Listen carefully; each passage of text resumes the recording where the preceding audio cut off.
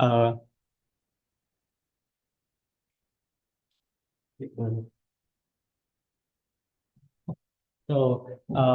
talk is a three part.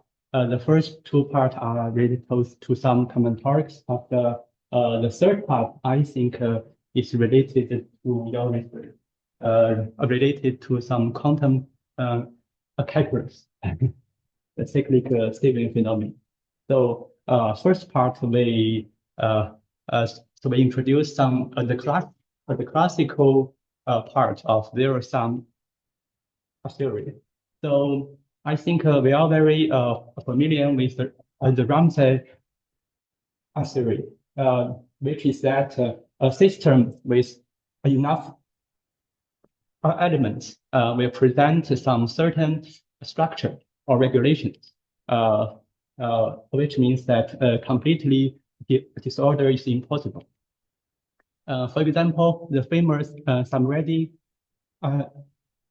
theorem states that any subset of positive integers with positive upper density will contain an arbitrary long arithmetic progressions. This is very famous, I think. So we are going to study another Ramsey type of problem. So instead of study the arithmetic progression, we study the zero-sum subsequence. So we want to find this kind of structure.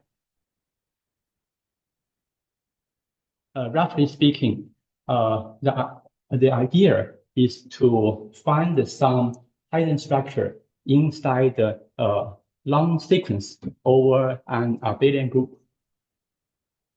For example, in this cyclic group, Z modular 5Z, the first sequence contains 5 elements, and the second contains 4 elements.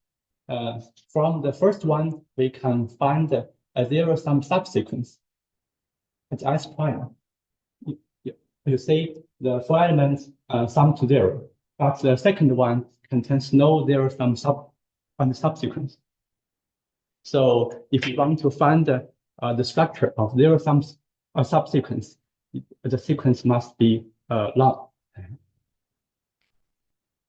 So there's very famous a theorem called the Erdos-Ginzburg-Ziv theorem, which states that for any 2n-1 integers, we can always find n of them, such that the sum is at the 0 modular n. This has many different kind of proofs. It is easy to say that 2n-1 is optimal in the sense that if for any n smaller than or equal to 2n-2, from A1 to An, we cannot always find n of them such that the sum of this n element is the identity modular n. For example, if we choose n-1 0 and n-1 1, then we cannot find any zero-sum subsequence of length n. So to state this problem in the frame of the Ramsey problem, so our system is the sequence of elements over an abelian group of this form, CNR. The regulation is that the sequence contains a zero-sum subsequence of length n. The problem is to find the critical length t, such that for any sequence with the length at least t, S contains a non-empty zero-sum subsequence of length n. So the critical length is denoted by SCNR, which is called the Erdos-Ginzburg-Ziv constant. So the theorem is equivalent to say that SCN is equal to 2n minus 1. Do you have any problem so far? Is the existence of this T easy to Yeah, definitely. You're right. So for any group for CNR, they also prove an upper bound, which is 2 times the group order, minus 1.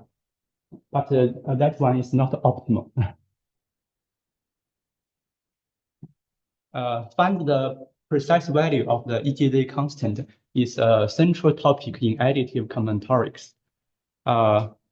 In 2006, a writer used some techniques from Chevalier-Warning and Alon proved the long-standing conjecture of, we call it the rank 2 Cn plus Cn.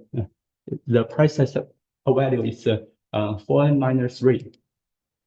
For abelian groups of higher ranks, Alon and Dubiner proved this upper bound. It's a constant times n. Is the constant independent on the order? The rank. Rank. Yeah. A long-standing of Alon. I think he came here before, I think last year, the IVS. A long-standing conjecture of Alon states that the EGZ constant of C3R has this upper bound for some delta strictly less than 3. This was proved by a series of papers in 2017. Ellenberg and Gisbridget, they obtained such an upper bound with delta with this value. Why this problem is very important? Because this is closely related to the famous cup-set problem. Cup-set means that you want to find a subset of C3R without 3-term arithmetic progression. In this case, because the characteristic is 3, so the arithmetic progression means that the sum of these 3 elements is the identity. So they are equivalent. The arithmetic progression is equivalent to 0 sum of length 3. So they are equivalent problem. And recent years, many techniques are used in study of the EGZ constant, like probabilistic method, polynomial method, and convex geometry. So there's also another generalized version, which is also very important, called the generalized EGZ constant, which study the smallest positive integer error, such that any sequence of length at least at L has a 0-sum subsequence T of length k times n. N is this one. So this is called the case EGZ constant. If k is equal to 1, then this is the classical one. This generalized EGZ constant has some relation with graph theory and coding theory. It's by Sidorenko. You can imagine this connection to coding theory because he studied the EGZ constant for the elementary 2 group. So it has close relationship with some with some coding. There is a conjecture of Coubertin states that the precise value of the generalized EGZ constant should be this value. And only a few cases was proved so far. And there are some upper bounds by Coubertin and by He Xiaoyu. He Xiaoyu is now a postdoc of Naga Alon. And we obtained asymptotically tight upper bound for this constant for this arbitrary rank. So asymptotically, this is the best upper bound. We get the mean term, and the mean term is satisfying the conjecture. So it is coincident with the conjecture. So far I introduced the classical part. Next, we introduce some connection with some other problems in algebraic combinatorics. So the first one is the Latin square and the group permanent. Latin square, I think, is very famous. I think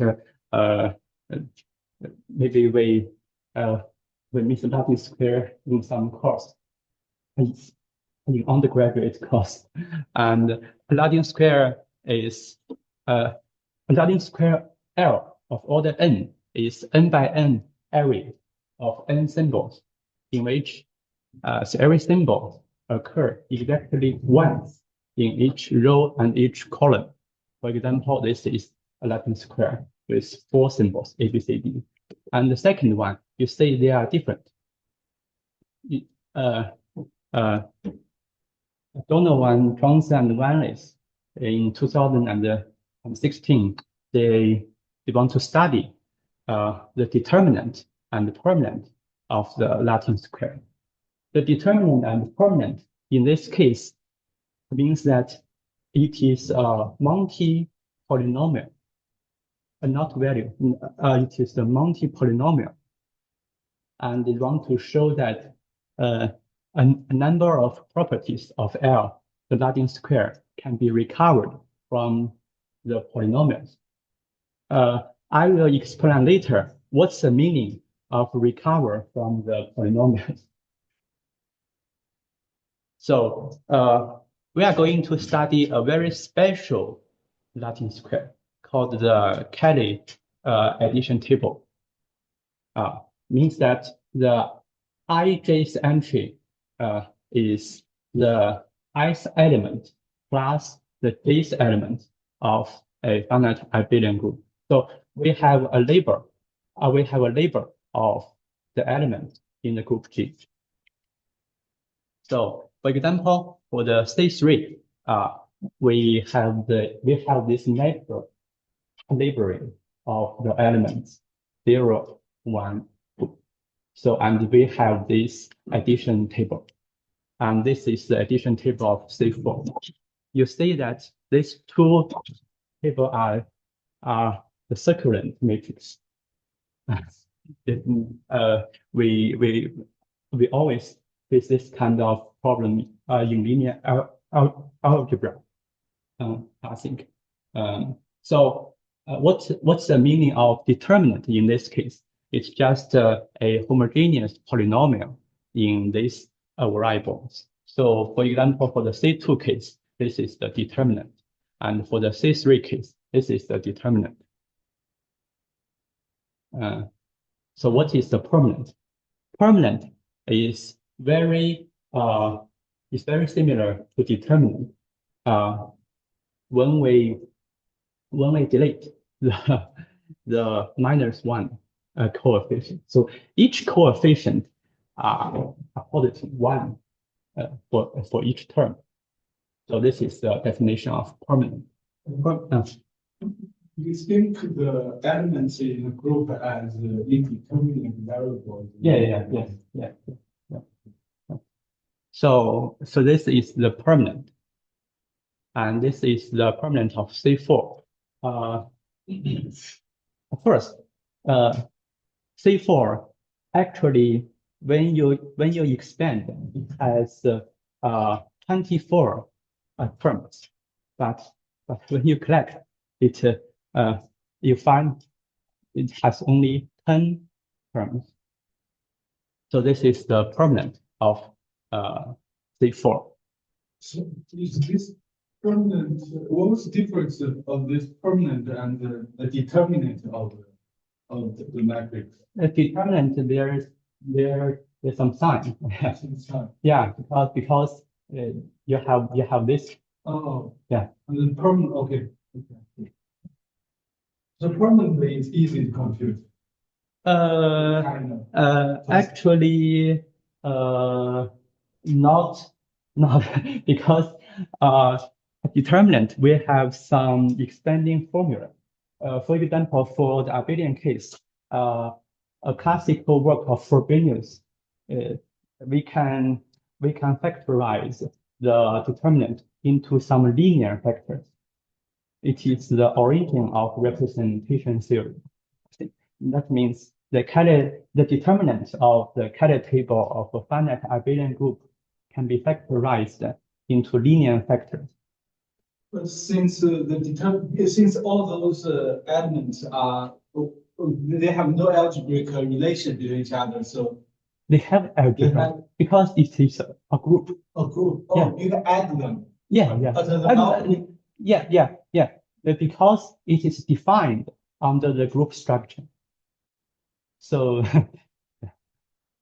Oh, so it's not just say if I have a determinant, I change all the negative signs to positive. It's not the permanent. Yeah. So the only difference is the sign. The only difference is the sign. And you can imagine that for the determinant, maybe some terms will be cancelled. And so this is the case of C4. And maybe for the determinant, some monomial will disappear in the determinant. To state the problem of recover the Latin square from the permanent, we first need to introduce the definition of similar polynomial. If we have two polynomial in n variable, one is x1 to xn, one is yn to yn, we see that f and g are similar. If there is a projection of the variables such that they are the same polynomial. For example, you look at these two polynomial. At the first glance, they are different, but actually you can find a projection between xi's and yi's, and then you see that they are actually the same polynomial. So based on classical results of Frobenius and Giordone on group determinant, Formulate can simply prove that for any two finite group, the similarity between the group determinant is equivalent to the isomorphism between these two groups. So actually, the determinant, the group determinant, is a characteristic of each finite group. So these two groups is not necessarily abelian. Yeah, you're right. So it is non-trivial actually. It is also conjecture many years. So actually they proved this result. So use some classical result of Frobenius. In this equivalent of the statement of the determinant imply, I mean, in this proof goes like you this similarity to imply they have the same characteristic functions in the characteristic in the sense of representations. What characters. So. It looks like yes, because it is a necessary condition for two groups, the isomorphism. Yeah. So this okay. Yeah. Okay. Yeah. And later, because we introduced the permanent, you can imagine you want to prove some analog of this result for the group permanent. So in 2016, Donovan, Johnson, and Van List, they proved a weak result in this direction. They proved that if there is a projection of the similarity. But this kind of bijection has a restriction that you must have the identity is mapped to identity. If this bijection induced to similarity between the two group permanent, then we have the groups are isomorphic to each other. But it is still possible that there are two non-isomorphic groups with similar group permanent, because maybe the bijection is very strange.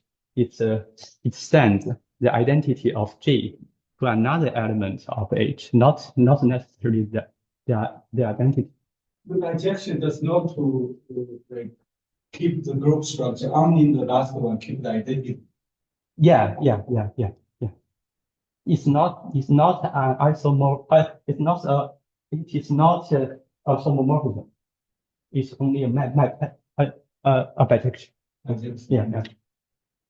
And so they proposed the open problem whether we can delete this restriction. That means the similarity between the group permanent is equivalent to the isomorphism between the group. That means the group permanent is also characteristic for the group. So later we will show that we can prove this result in the finite abelian group case. But we prove some stronger result.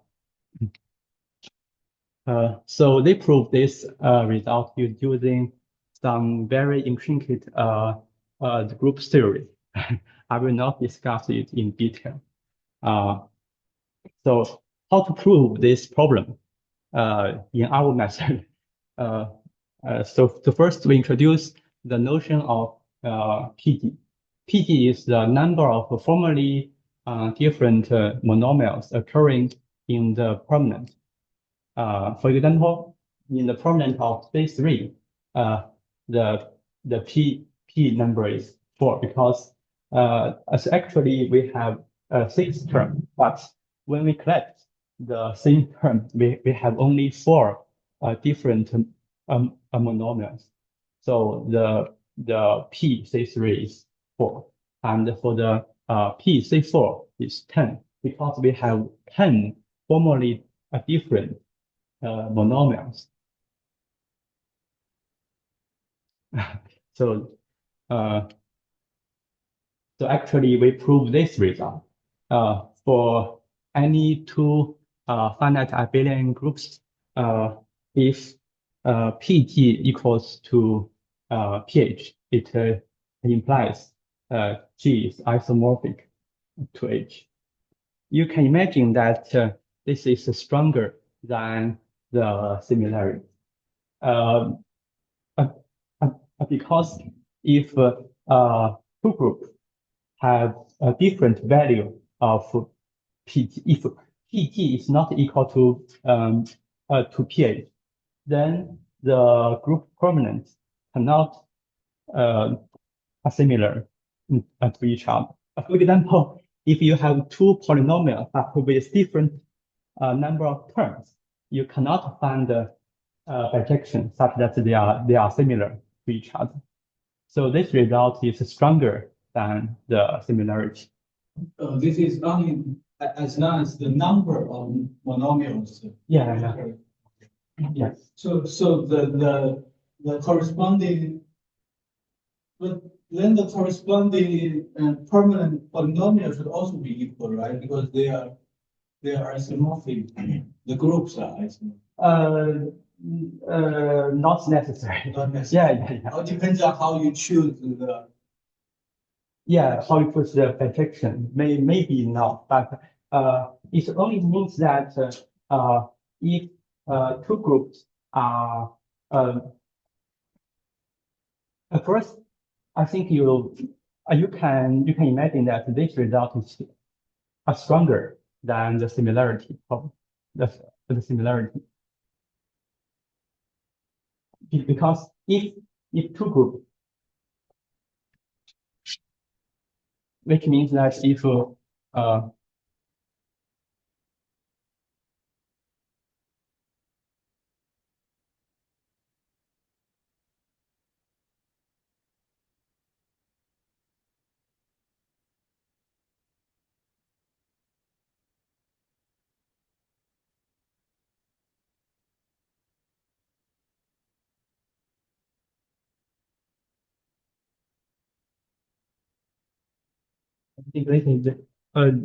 this is not so hard.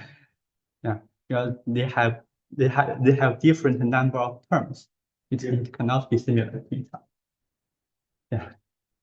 So in abelian case, the permanent of G and H are similar, and the bijection is not needed to be preserved identity. Yeah. So that's feel very. So the permanent and the determinant, are they invariants of the group under isomorphism? Yes. So what do you mean by invariant? I mean, if two groups are isomorphic, then they have same under some transformation. They have same permanent and same determinant. Yes, I think so. Yes. So from right to left is the trivial case. yeah, We only have to prove from left to right. But now from the left to right, you not only proved that G is isomorphic, you also prove that as long as PT equals PH, then permanent of MT equals permanent MH. Similar to it. Yeah. Can you repeat your question? I mean, from this theorem, it looks like you also proved that for the permanence of two groups, as long as their corresponding the number of monomials are the same in their permanence, those two permanents are actually equal in the.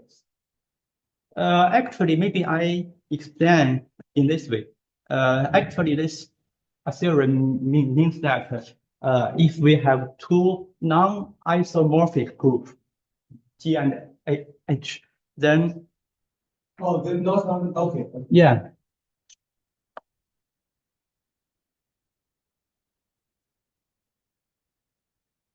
It means that they have different number of terms. And so it means that the permanent cannot be similar to each other. So it implies the conjecture of valence.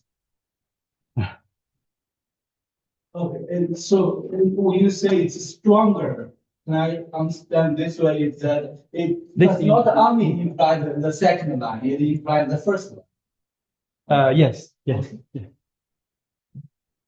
So they also proposed another problem. It states that among any Latin square of given order n, does the Cadet addition table of the cyclic group always minimize the number of monomials in the permanent L? For example, we have many different kinds of Latin square in order 4, but the p-value of this group of order 4 is larger than the p-value of the cyclic group of order 4. We also have other Latin square of order 4, but the conjecture, the problem is that actually it is a conjecture. The cyclic group is the minimum of the p number of the p number. What is the counterexample of this implication for non-abelian group? Oh, you ask for non-abelian group. I guess it's not true for non-abelian. Oh, that's a very good question. But we don't have too much result for non-abelian. Yes, you can. Let's find a counterexample. So which one? I don't know, but if you confuse small groups, you can find the counterexample. For non-abelian group. But we have some partial results for non-abelian group, but we haven't found any counterexample. Yeah. If there are some counterexamples, it would be very interesting, I think. Even non-abelian group can be characterized by an integer. This integer can characterize a non-abelian group. The P of G. Yeah. I guess so. I guess they can characterize the non-abelian group, but we can't. We will see later why we can prove only for abelian groups, because we have a formula. We have a formula for the PT, but for non-abelian we don't have a formula. So yeah, that's yeah. If it is if there is counterexample, I hope there is a counterexample because yeah, it would be very interesting, I think. So if there is a restriction on the bijection to preserve the identity, in this case, is there a counterexample? No. This is too difficult, I think. I don't think so. I don't think. Yeah. So later we will see that we answer this problem in the abelian group case. Means that if we restrict the Latin square to the addition table of an finite abelian group, then this conjecture is true. This conjecture is true. That is this. So if we restrict the order n, then among all abelian group of order n, the cyclic group is the minimum. Actually, we also know what is the second one and what is the third one, and we can determine. So recall that the permanent. Now I'm going to introduce the formula. So first we need an observation about the terms. For example, you see that each term, each monomial, for example, this one is actually zero sum sequence, because for x 0, 1, 2 in modulo 3, the sum of these three elements are 0. And also, if you look at each monomial, then you see that so each one is a zero-sum sequence of length 4. For example, the last one, the sum, 2 copies of 1 and 2 copies of 3, the sum is 0, modulo 4. What is the law? Is it the addition or the multiplication? Huh? The group law. Addition. Yeah. Which one? Addition. This one.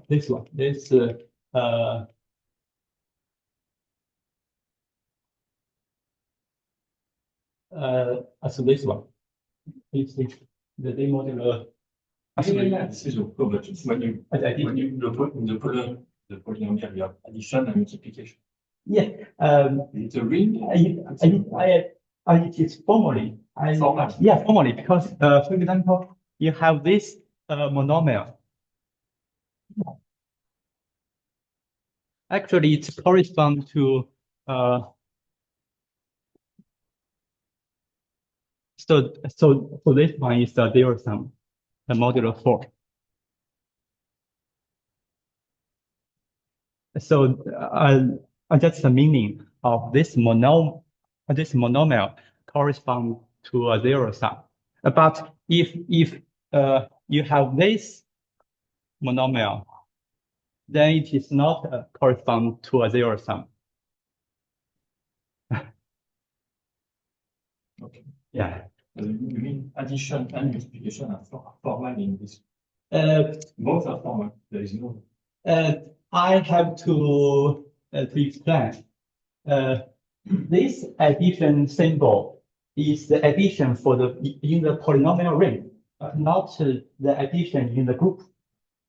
And same for the multiplication. Yeah. So this addition and multiplication is the operation in the polynomial ring, not in the group. Yeah. So the group is another side. So the only group operation you did is in the product to compute MI top. Yeah. The only case the operation is used is the definition of the collective.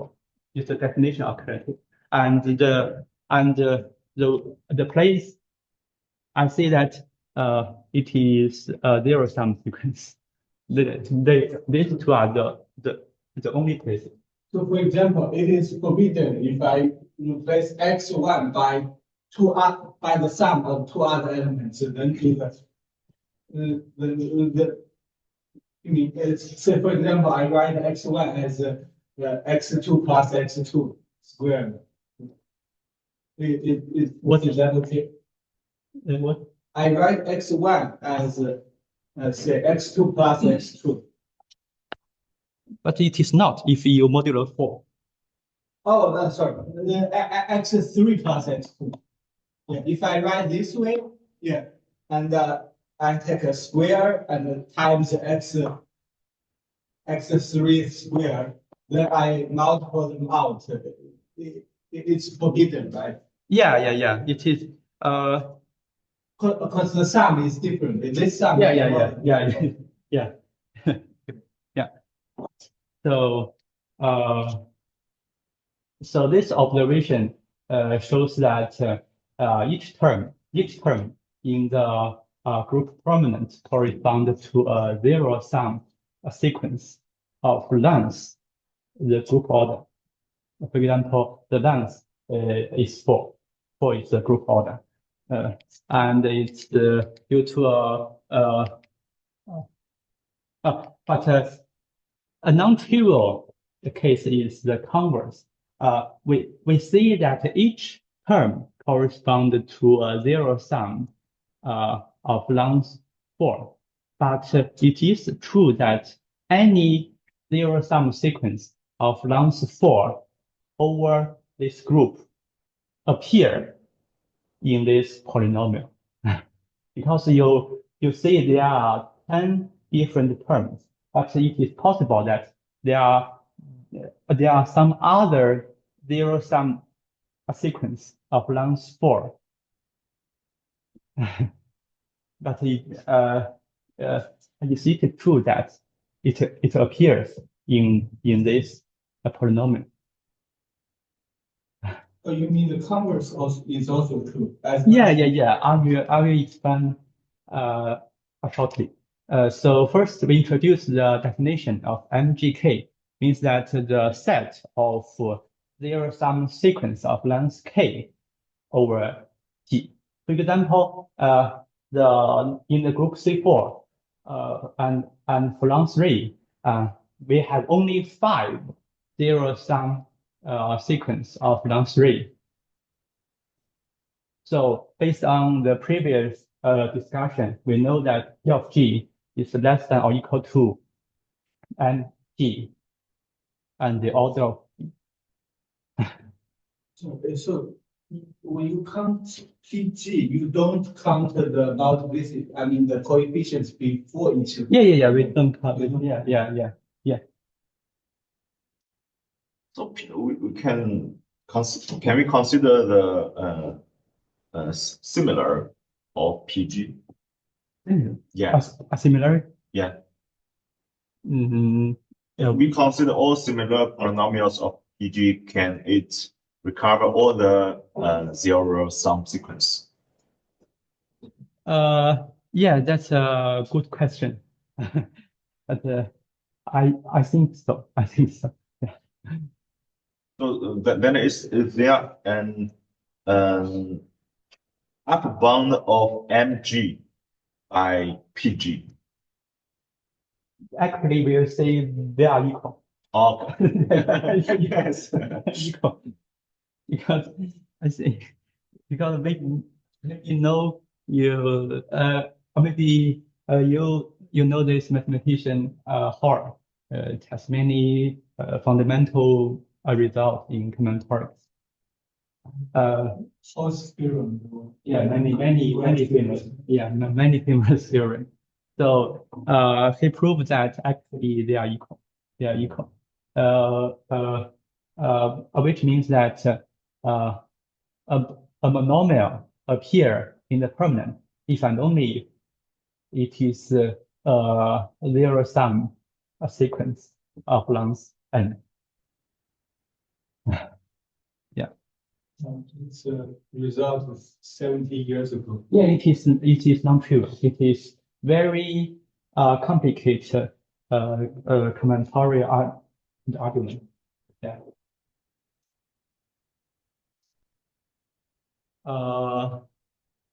Yeah. So and there is a formula for the MGK.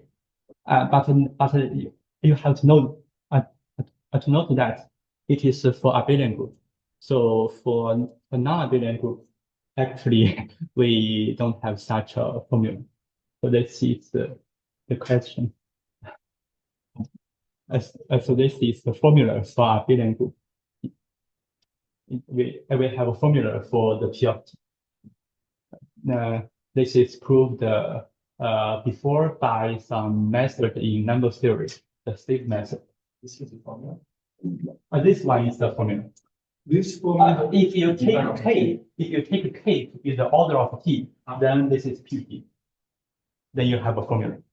But this formula actually holds for arbitrary K, for arbitrary positive integer K. Because the zero sum have arbitrary lengths. So if you counting arbitrary lengths K, then you have such a formula. The special case, the K is equal to the order of group P is pure. And the sieve method, similar. Yeah. But it is not the classical analytic number theory. It is a little bit different. But later, few years ago, we proved it using some character theory. It is very simple. I think only one page, and we have this formula. So is there a similar formula for non-abelian group using also its character? Because all information lies in its representations. Actually, for non-abelian group, if you count the similar object, there are some. It is not so easy. But if you count what is so-called polynomial invariant, then we have a similar formula.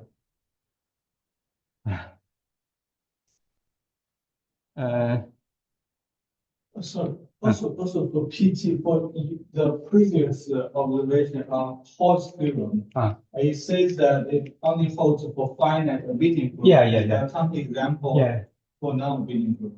No, we don't have any results for non-abelian group, so that is the problem.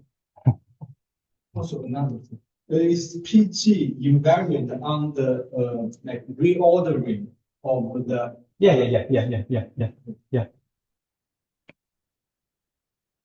So if we have an analog of this theorem for non-abelian group, I think it's promising to deal with the previous problem. So needs some observation, I think. You also need to redefine the MGK, right? You said it's different. Yeah. It's a little bit complicated because in non-abelian, the addition depends on the order.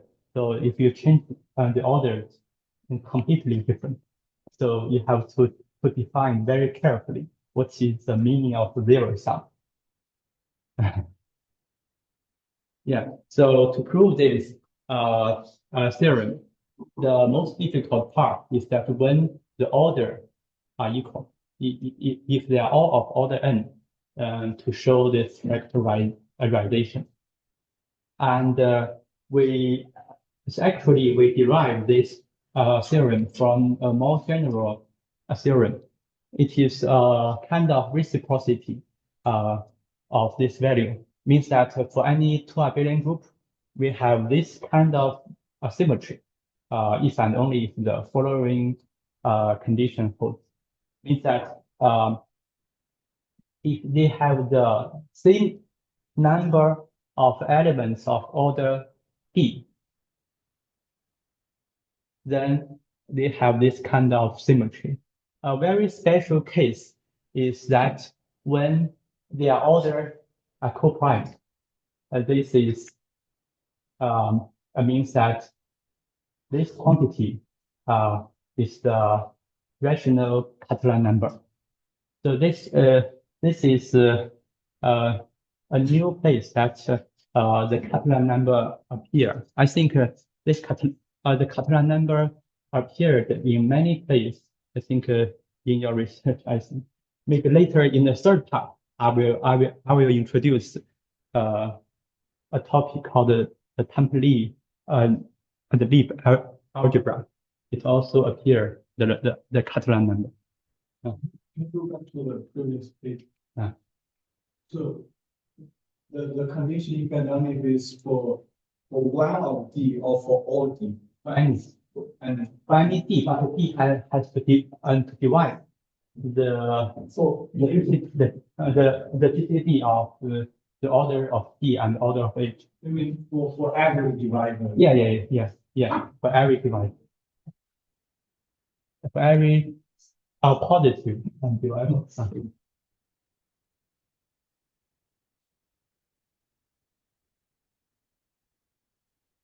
Okay, and I remember maybe you asked for the coefficient, and so you see the group permanent contains a special term. This special term that each element appear if and only if n is odd. For example, the last term x0 to x2, it appears 3 times, and for C5 x0 to x4 appear 15 times, and you see for C4 we don't have x0 x1 x2 x3, so C4 we don't have such a monomial. So for your theorem, PT equals PH, the infinity is less not to H. Do you need to assume first that G and H have the same order? No. You don't need that. Yeah. Then for each integer n, you probably will have a corresponding abelian group. Because if PT equals n, and then you have one abelian one abelian group that corresponds. Yeah. Is this true for all n? Like PT can take all? No, I don't think so. I think, yeah. So actually, why I ask this question, because this term is actually corresponding to the transversal of a Latin square. What is the transversal? It means that you take, for example, in C5, you consider the 5 term, 5 different symbols in 5 different rows and 5 different columns. You see these 2 examples of transversal, and also clearly the diagonal line is also a transversal in this case. The diagonal line, because it's x0, x2, x4, x1, x3. So each element appear. So you have different transversal. It is a very important problem to determine the number of transversal in a Latin square. So in this special case for the group permanent, the coefficient of this term has been conjectured many years, but it was proved recently by Abraham, Manners, and Murato. They are students of Green, and they use free analysis to prove this. It is not the precise value, but it is asymptotically tight. They have the mean term. They have the mean term of this coefficient. So a possible open problem is how about the other term? Because we not only have this transversal, we also have some terms like this. You see, we have some other type of monomial, but what is the coefficient of the other terms? It is unknown, and there is a conjecture that the transversal, the coefficient of the transversal is the largest in the polynomial, but it is unsolved. Okay, so here we're going to. What is the order of those PCs? Say I choose G to be the cyclic group of order n. What is the order of P, Z mod, and Z? Order. Like, how fast it grows? I don't know. That's a good question. Maybe I will speak faster. This is the third part. Third part is called the cyclic sieving phenomenon. It is a very interesting problem in algebraic combinatorics. Let X be a finite set with an action of a cyclic group, say n. Let SQ be a polynomial in Q but have a non-negative integer coefficients. And theta n is a primitive nth root of the unit. A triple Cn, X, and Fq exhibit the cyclic sieving phenomenon if for any positive integer d, the fixed points of this action, the fixed points of the action of c to the power of b equals to the value of the f of data n to the power of b for each positive integer d. I will give an example to illustrate. For example, if we take X to be the set of triangulations of a regular n plus 2 form, it is well known that such a set has cardinality of a Catalan number. For example, we have 14 triangulation in this case. Then we have a natural group action of C6, the rotation, the action on this set. The first line is an orbit. You see, they are in the same orbit.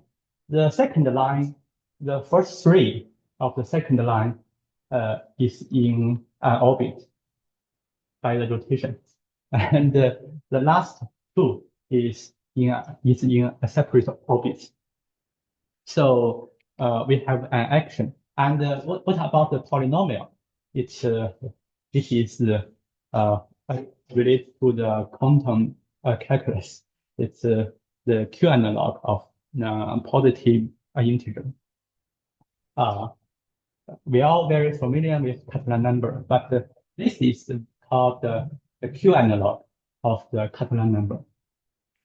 That means if we provide the Q analog of positive integer n, and we define the factorial in this way, and we have polynomial in Q with integer coefficient. For example, for this Q analog of Catalan number, we have this kind of extending. We have this kind of polynomial. And the cyclic sieving phenomena states that for any C to the power of E, the fixed point, the number of fixed points are equals to the value of the root of unity. But you have to be careful the power of the C on the two sides. The power means the power of C and the power of roots of the unity. For example, we examine a very simple case, the second one, because C to the search power of C, if it is fixed by search power of C, then actually you see the second line is fixed by C3, and the valuation you see this is -1.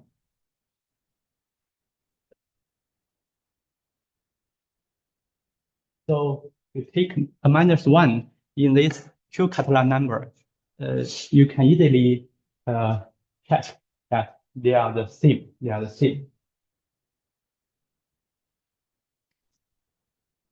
And so recently, we obtained some new examples of the CSP related to zero-sum sequence, because we have a natural action of a cyclic group. For example, this action to take the inverse of each element. If J1 to Jk is a zero-sum, then their inverse is also a zero-sum. And the polynomial we take is the Q analog of the Catalan number. Also, we will skip the example, and also we have a general case. The action is a more general automorphism of the group, and we also have this kind of CSP.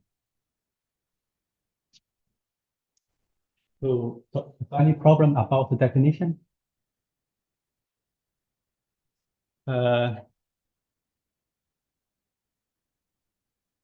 Later, I want to discuss a problem related to template leaf algebra, because it also has some relation with the CSP.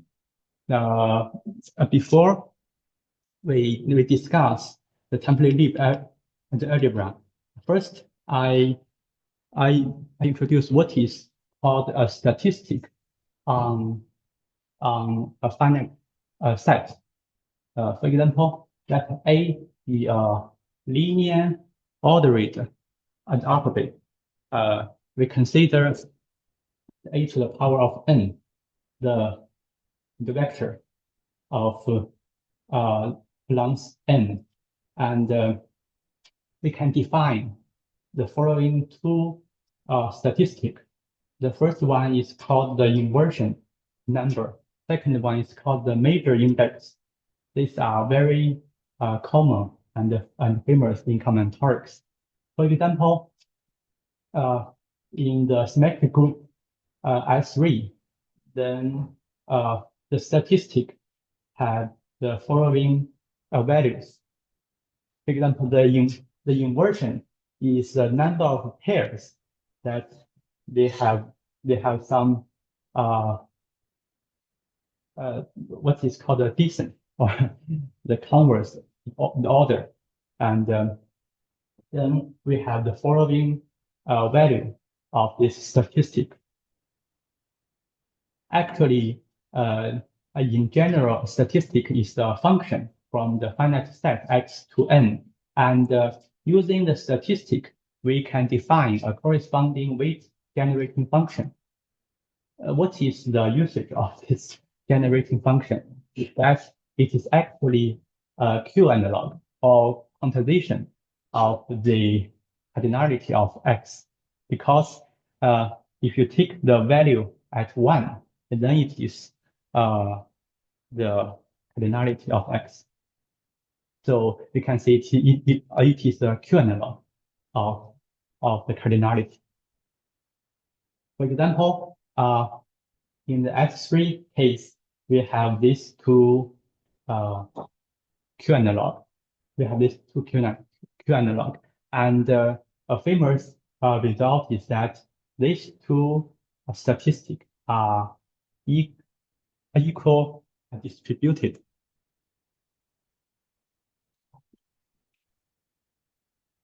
And there is a natural action on a to the power of n by the rotation.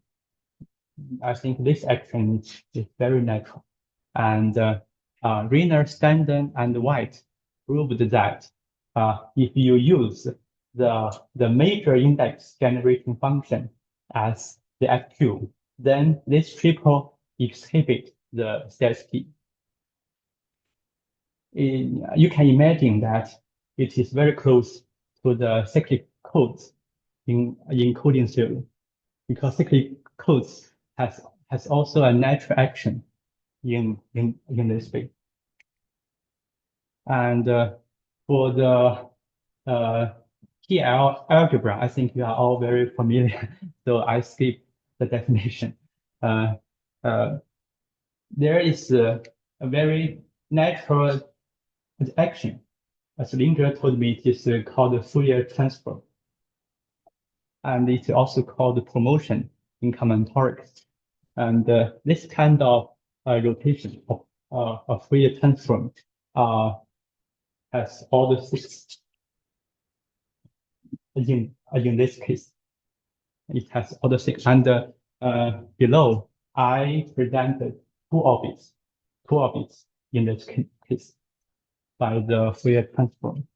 And you may want to study the corresponding CSP.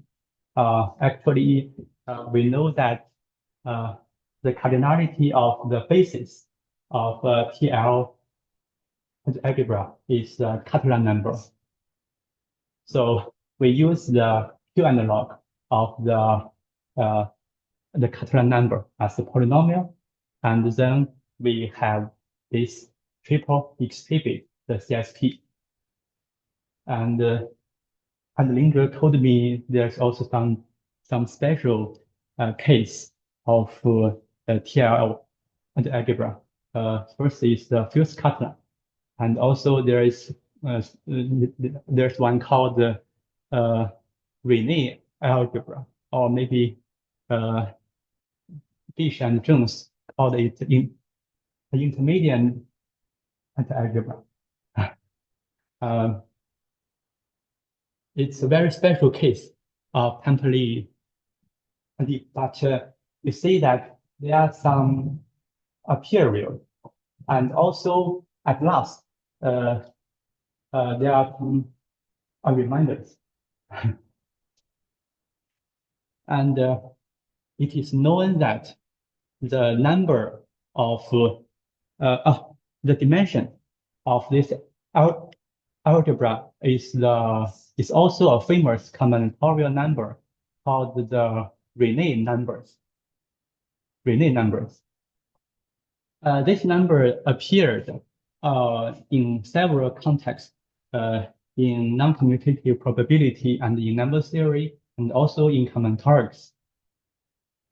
But different from the Catalan number. We see before the Q analog of Catalan number is a polynomial in Q over Z. But this Q analog is not always a Q polynomial over Z.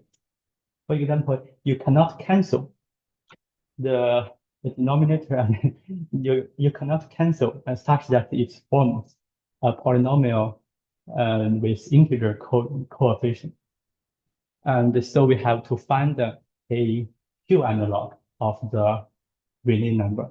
So the problem, this is very close to the last of my talk.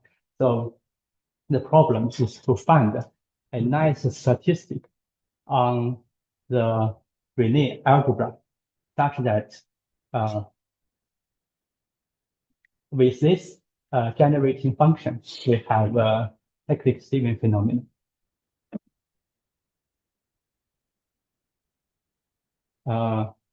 Also, you may think that the CSP is just a coincidence because it is actually, for me, it is non-trivial. But how to explain why it is true?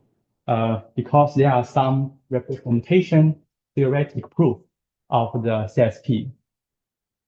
And so what's the meaning of representation theoretic proof?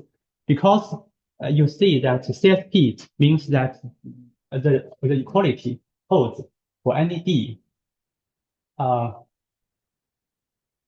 The representation proof means that you have to find two isomorphic representation, V1 and V2, such that the first representation is a permutation representation. The second one is a diagonal representation. The first one, the permutation one, means that the character value is the number of fixed points. The second one is the value of the f of the root of unity. Because we know that the character value is preserved for two isomorphic representations. So this is a natural way to explain the CSP. I think that's all for my talk. Thank you. Any questions?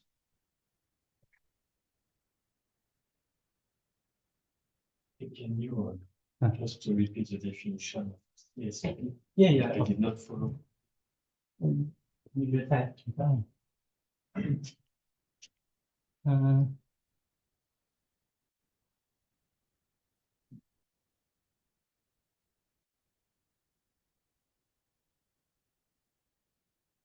So the definition is that we have the equality. The left-hand side is a number of fixed points, but the fixed point is not under the action of the whole group. It's just under the action of this single element. C to the power of B. C is the generator of the cyclic group. For example, the generator in our example is rotation by once. Does not depend on the choice of the generator. Yes. Does not. Yes. Because we have different generators. Yeah. In this case, you can take the generator as a rotation once, and so if the fixed point, the number of fixed points equals the value, you say this is very non-trivial because you take the value at root of unity, but the polynomial is with integer coefficient.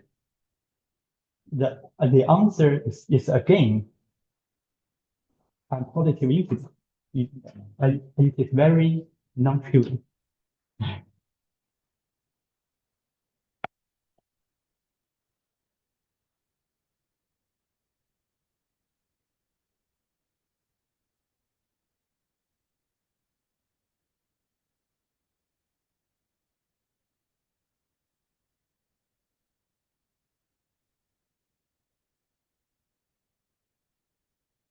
So each coefficient are integer, but you take Q as a root of unity. It is a complex number, but the value is again a positive integer. And it is also a number of fixed points under some single group element. So I think it is very, very non-trivial. And also it holds for every D, You see, for everything. So why the Q polynomial of Rayleigh number can cancelled to a polynomial with Actually, many Q analog cannot cancel. Many Q analog. For example, you see, this is what we call a rational particular number.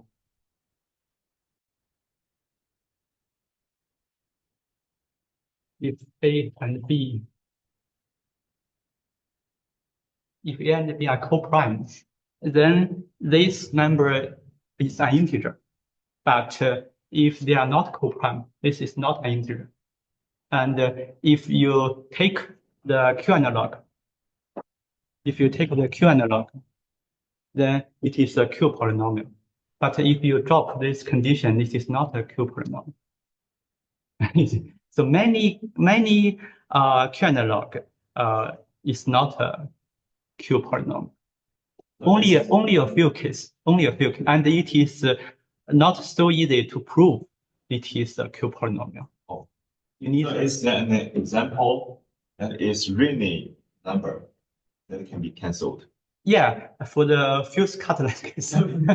Yes. I don't know any non-trivial case. I calculated some small case, but no example. And prove such a result. Sometimes you need to use representation to prove. Not so easy. So to construct this Q polynomial, besides the Q polynomial, and we can use the status function.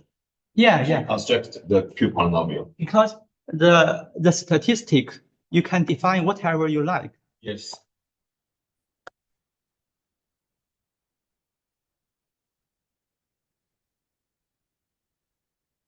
For example, or something else. Whatever you define, it is a Q analog. It is the Q analog of the cardinality. But which statistic is interesting? So what is the statistics function of a Catalan number? Yeah, there are some. They call the major index. That's why I introduced the definition of the major index. But the major index we need bijection, because you know that a Catalan number has quite a lot of interpretations, maybe in terms of the big path, in terms of some sequence, and we can define a statistic, the major index. Okay. The major index. And also there are some other statistic very famous. But you see, whatever you define, it is a Q analog. But this kind of statistic, we think they are interesting because they have some connection with some other problem. For example, for the disk path, I think you are familiar.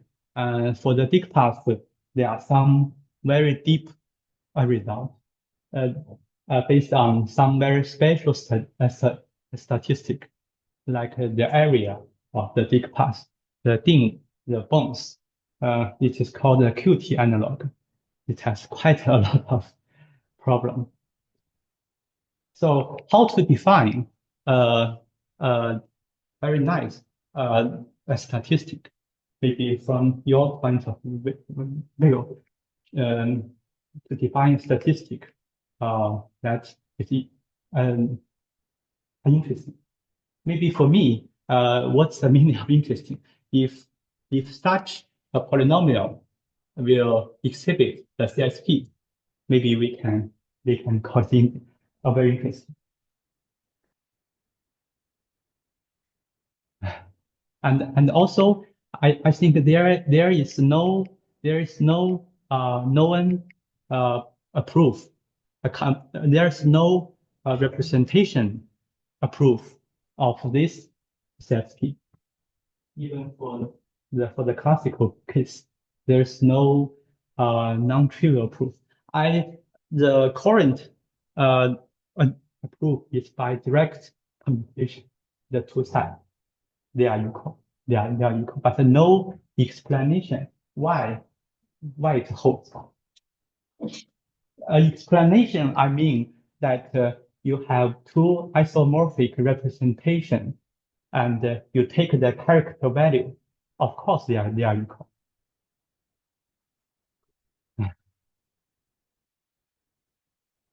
Any questions online?